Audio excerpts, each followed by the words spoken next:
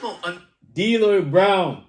His theme was the best theme ever produced with his head shake. Yeah. D'Lo. What's going on, people? I am Asher, aka Kanjo, and welcome back to my channel. We're going to do another video.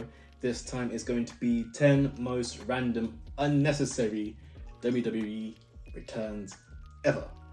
So this is by WrestleMania. Hopefully they're not too unnecessary, but yeah, there's been a few returns where they haven't been too great. It's been a bit of a letdown, but we'll find out what these returns are. All right, so make sure you like, comment, and subscribe, and let's get into it. Yeet. What makes for a strong WWE return? Well, the return should make logical sense, and that return should feature a wrestler that fans are related to see back in the company. However, WWE have a toxic habit of delivering a completely random return, which ultimately leaves fans questioning what on earth is going on. Yes. Join us now as WrestleMania looks at 10 of the most random WWE returns ever. Be sure to subscribe and hit that notification bell for daily wrestling videos, and follow us on Facebook for exclusive lists. Also check out our new channel, WrestleMania Shorts. Number 10, the Headbangers. In 2016, WWE implemented their modern brand split, and due to SmackDown having their own set of tag titles, they needed to stack their tag division. One of the ways they achieved this was bringing back the Headbangers. This return came completely out of nowhere, and when it was initially reported on social media that the duo were returning to WWE, fans thought it was just some kind of joke. However, it wasn't a joke, as the former WWE Tag Team Champions returned to television and had a few matches on the Blue brand before disappearing entirely. Whilst the team were relatively popular during the Attitude Era, it was clear that most fans had no clue who they were, and less than enthusiastic reactions for both men were no doubt disappointing for the duo. They faced the Usos too. During an interview with Wrestling Inc., Headbanger member Mosh would discuss how their 2016 return came about, and this is what they had to say. I actually got a text from Road Dogg. He said, "Are you guys available to do SmackDown Tuesday?" And I went, "Yeah, that's funny. Who's this? Why are you ribbing me?" And then immediately after I sent that back, he called me, and they actually wanted us the week before, but we were up in Boston or wherever it is. A casino where you had to have blood work done, a physical, the whole 9 yards. So we wouldn't have had time to get that all done. So Brian said to me, "I don't know if we're able to hold off this angle for another week, so I'll call you next weekend." And I was like, okay. At this point, it had been 15 to 16 years since I've heard from anybody. And one of the things I've always wanted to do, my son at the time was 12, one of the things I wanted was for him to see me in an actual WWE ring. So they do a lot of house shows around there. I couldn't get on it. Number 9, Kane. Although Kane is one of the most iconic names in WWE, he had his fair share of bizarre and random returns. Most notably in 2017, Kane made his return to WWE television to feud with The Shield. Even though Kane had prior issues with each member of the respective group, Kane returned to team with The Miz, Braun Strowman and The Bar, and it looked rather humorous to see Kane working with this strange array of talent. Yeah. But there was That they are very known, the WWE, to do like random tag teams, but like a random one-off faction to put Kane in with Sheamus and Cesaro and who is it, The Miz? Not too sure about it. Interesting fan theory floating around at the time that Kane had returned to avenge his brother The Undertaker.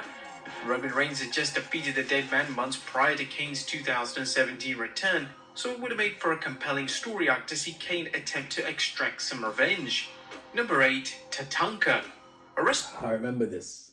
Tatanka was a superstar from like the early 90s. To come back in like the 2000s is a bit, especially the same gimmick. I don't know if it was a bit stale by then, to be honest. WrestleMania 32 featured the annual Andre the Giant Memorial Battle Royal, and fans were left shocked during the match when Michael Cole referenced the fact that Tatanka was in the match. Fans had zero idea that the former WWE star had made a return for the match, and it would have been nice to see Tatanka get his entrance head during the show. The lackluster presentation of Tatanka quickly drew comparisons to the way WWE presented female legends at WrestleMania 25. Yeah. During the Miss WrestleMania Battle Royal, all the women came out as a collective unit. Yeah. The fans didn't realize celebrated names were in the match until they were name-dropped on commentary. Number 7, D'Lo Brown. What is more D'Lo Brown. His theme was the best theme ever produced with his Head shake. Rated Yeah. stars of D'Lo. the era was D'Lo Brown. Look at D'Lo him. was a Yeah. fantastic Whoop. in-ring Bow. talent, and he's widely Yeah. regarded as one of the most memorable European champions in company history. In 2008, D'Lo made a surprise return to WWE, and whilst it was great to see him back on the screen, it was a rather random return that didn't make a ton of sense. It didn't, but... D'Lo would win a total of 2 matches during his return run, making it clear that he returned to become an enhancement talent, and they had no meaningful storylines planned for the talented star. That's a Number shame. 6, That's a shame, The Big man. Show.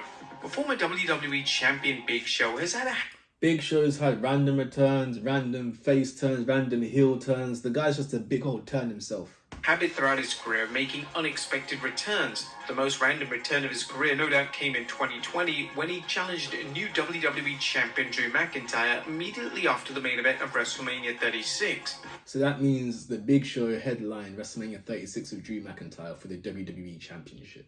Crazy. This was one of the most unusual matches ever delivered in WWE, and whilst it took place after WrestleMania 36, it aired the next night on Raw. This means that in theory, Big Show vs McIntyre was the real main event of Night 2 of WrestleMania 36. Facts. According to a report by PW Insider, the logic behind Big Show's WrestleMania return was to portray McIntyre as invincible. McIntyre defeated two legends in Brock Lesnar and Big Show in the space of 20 minutes, and now McIntyre was firmly in a position to carry WWE into the next few months. Number 5, Bob Backlund. Bob Backlund has been used in a number of roles during his career, and his 2016 role as Darren Young's life coach was the most unusual.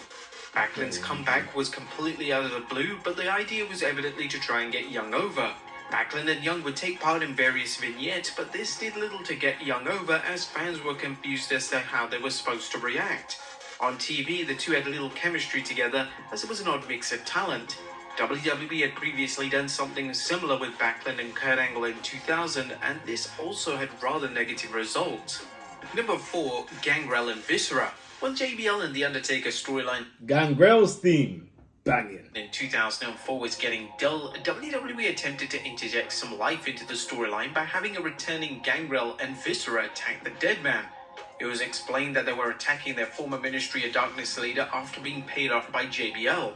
This led to Gangrel and Viscera having a handicap match against The Undertaker, which of course they lost. The two returns did have potential, however WWE handled them terribly. JBL was a former member of the Ministry, but they decided to outright ignore that element of the storyline. Not once was it mentioned or alluded to that JBL was in fact heavily linked to The Undertaker, Gangrel, and Viscera. From WWE's perspective, it may have been confusing to link the JBL character to a supernatural stable, but it was only 5 years prior, so the majority of the audience were fully aware of JBL's history with the sinister faction. Number 3, Legion of Doom. In May of 2003, the Legion of Doom made a surprise return to WWE programming. I think this is when one of them no-sold the finish of the match. Book LOD to take on Rob Van Dam and Kane, and the matchup was less than stellar. Wow. Hawk and Animal had always been notorious for not selling their opponents' moves, okay. but in this particular match, they took it to the next level. When RVD hit the 5-star frog splash on Hawk to secure the win, Hawk sold the move for about half a second before exiting the ring. See? RVD's finishing move was one of the most protected moves in the company at this point, and every top star was selling it with conviction. Both Hawk and Animal hoped their 2003 return match would lead to another run in the company, but new contracts weren't offered by WWE, which wasn't exactly surprising. Number 2, Vader. The 2005 return of Vader was a return that nobody saw coming, especially because Vader returned to join forces with Jonathan Coachman. Vader would appear on Raw as a hired gun for Coach, and this didn't just dumbfound the fans, as even Jerry Lawler on commentary was questioning what on earth was taking place. Vader was set to be in Coachman's corner for his match with Batista at Taboo Tuesday, and on paper, the idea of Vader getting physical with Batista was extremely exciting, but upon execution, it was clear that Vader's best days were long gone. That's a shame. And number 1, Nia Jax. Well, the Royal Rumble notoriously features random returns each and every year, and in the Women's Rumble in 2003, it featured a return that nobody could have anticipated. In one of the biggest botches in Rumble history, Nia Jax's theme song began to play before the timer had even started counting down. This led to a moment of sheer panic from everyone, and WWE had no choice but to ignore the countdown. Jax didn't have the best reputation with the fan base as she was prone to being unsafe and had made some controversial comments on social media. Wait, what's that?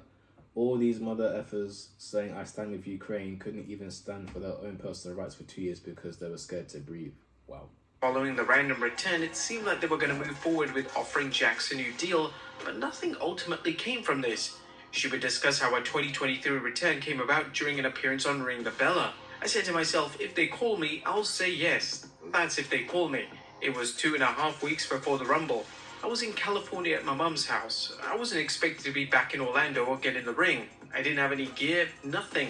I get a call from the office and they're just like, hey, we're planning to have you in the Rumble. What? Are you asking me or are you telling me? I was like, yeah, let's do this, let's go. Well, there you have it, folks. Okay, alright. Well, that was a great video by WrestleLamia. If you haven't subscribed to them, make sure you hit them up, subscribe. I would say the Headbangers was a doozy for me. And also LOD. They were a bit random, very random to be honest. One that springs to mind of a random return was Grandmaster Sexay. He just came back. He came back, and I think it was in the feud with Michael Cole and Jerry the King Lawler, and the crowd was just dead. They didn't even react to him once his music hit. But yeah, tell me what your most random return is in the comments below, and yeah, keep it going from there. Make sure you hit that subscribe button, make sure you hit that like button, make sure you comment and all that good stuff. Yeah, until next time, love is love, wash your things, and peace. Yeet.